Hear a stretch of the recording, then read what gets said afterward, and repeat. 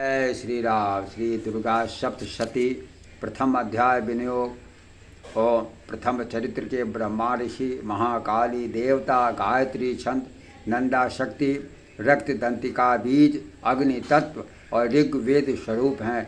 श्री महाकाली देवता की प्रसन्नता के लिए प्रथम चरित्र के जप में विनियोग किया जाता है।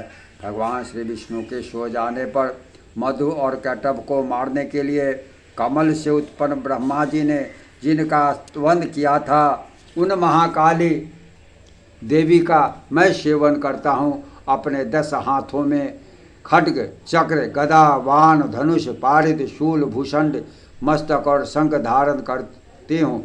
उनके 3 नेत्र हैं। ये समस्त अंगों में दिव्य आभूषणों से विभूषित हैं। उनके शरीर की कांति नीलमणि के समान है। वे 10 मुख और 10 पैरों से युक्त हैं। श्री मार्कंडेय जी बोले, माता चंडिका देवी को नमस्कार है। श्री मार्कंडेय जी बोले, सूर्य के पुत्र सावर्णी जो 8वें मणि कहे जाते हैं, उनकी उत्पत्ति की कथा विस्तार पूर्वक कहता हूँ। हे कौस्तुकी ऋषि सुनो।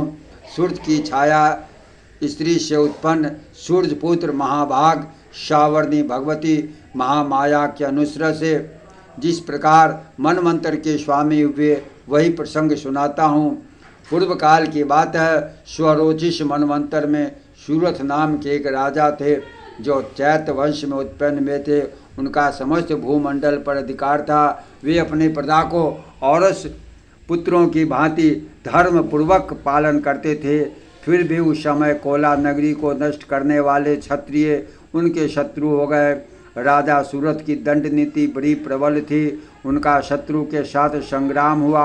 यद्यपि कोला विध्वंसी संख्या में कम थे, तो भी राजा सूरथ युद्ध में उनसे परास्त हो गए। तब वे युद्ध भूमि से अपने नगर को लौट आए और केवल अपने देश की राजा होकर रहने लगे। समूची पृथ्वी से अब उनका अधिकार जाता रहा, किंतु वहाँ भी उन प्रबल शत्रुओं ने उस महाभाग राजा सूरथ पर आक्रमण कर दिया। राजा का बल छिन्न हो चला था, इसलिए उनके दुष्ट, बलवान एवं दुरात्मा मंत्रियों ने वहाँ उनकी राजधानी में भी राज की सेना और खजाने को वहाँ से हथिया लिया।